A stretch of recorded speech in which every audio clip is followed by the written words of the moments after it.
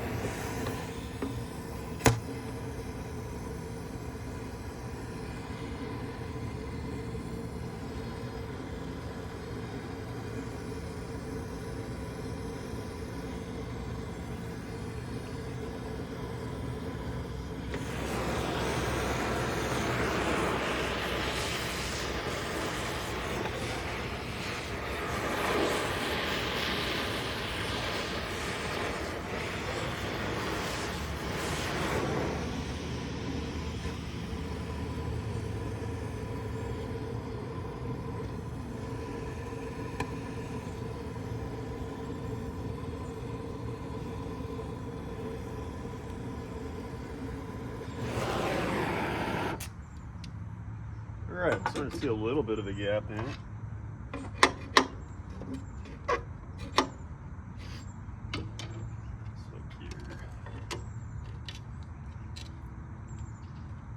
Still stuck. You're hotter, I guess.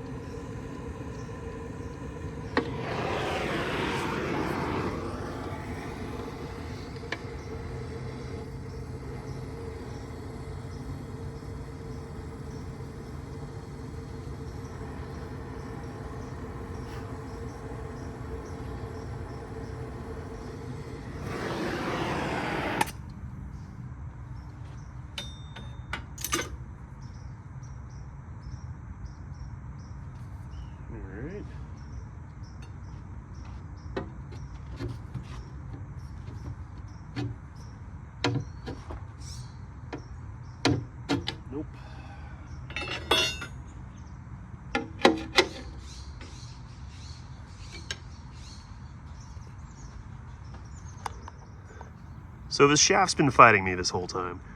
So what I did was I heated it all up a few times, like cool, heat, cool, heat, cool. Then I put the control arms back on, put a few bolts into it, and I started working it back and forth, and we broke it free. So I'm gonna spray some oil on it now and see if I can get this thing lifted off. Alrighty, well, got these finally loose. So let's get this all the way off now. We can see what I'm finally working with here. Well, I finally got some success on this one. This one I've heated up probably 5 or 6 different times. Let cool, sprayed oil on it. And just like that, we're getting movement.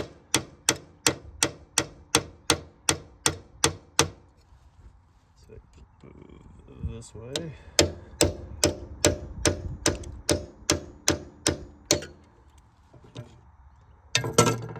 Move it back and forth a few different ways here. See if I can get the oil down inside it.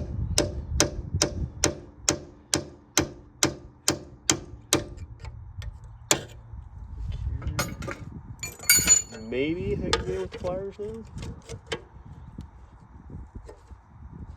Nope.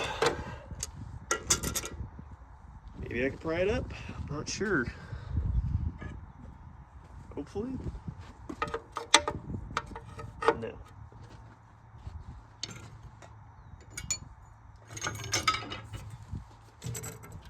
This thing is just solid. It's just enough to frustrate you after several hours worth of work.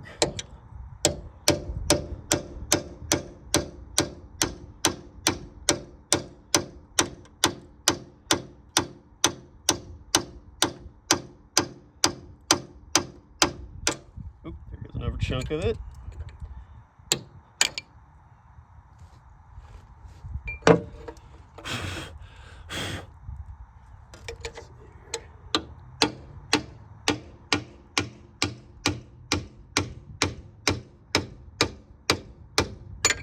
Seems like it's getting easier every time I'm hitting it.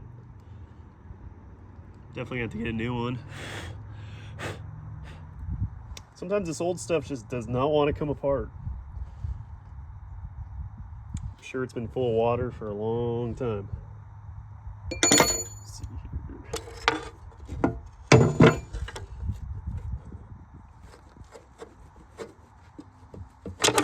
Sorry, a little movement. Oh, God. All right. Okay.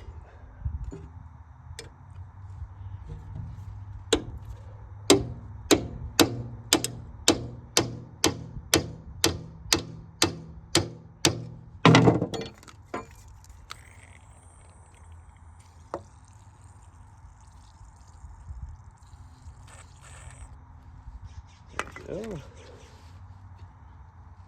See if some of that penetrates down in there.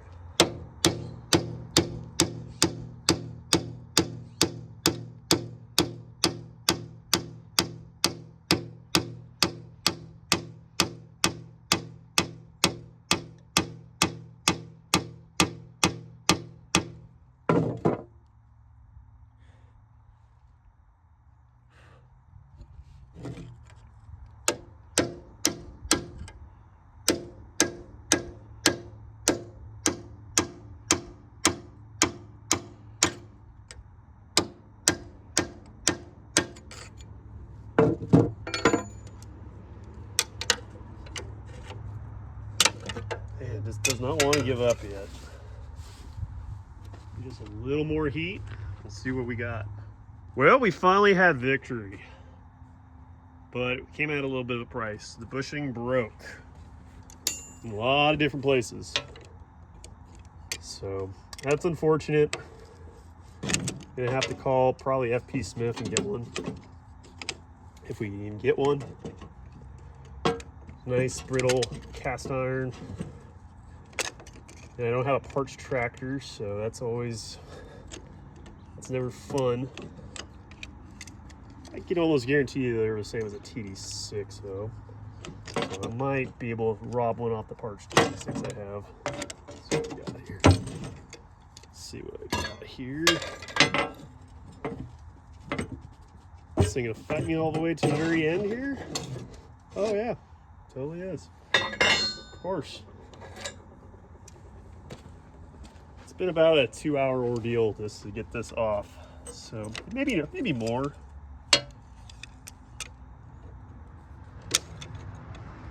Let's look here.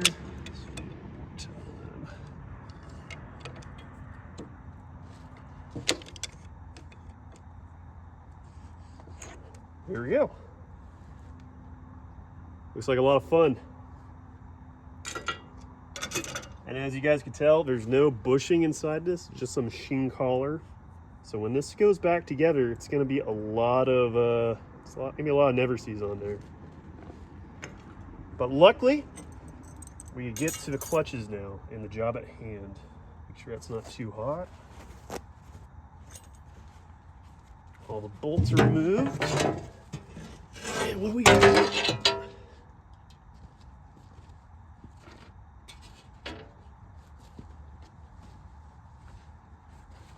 Let's take a look. Alrighty. Well, it's pretty terrible look inside here. That's not too bad though. Look bad at all in there.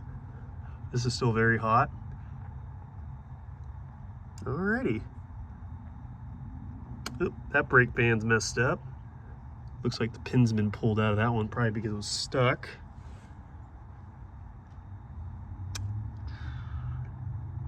Alright, well, not too bad.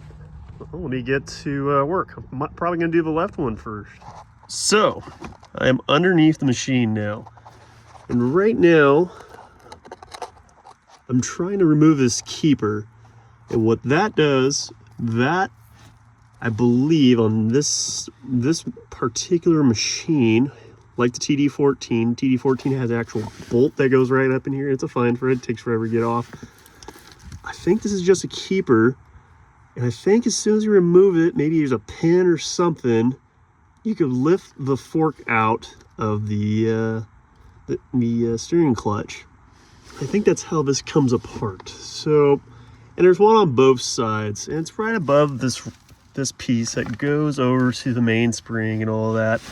And I'll be taking this cover off, and I can see why this thing filled up with water. It's got the plug still in it. So, yeah.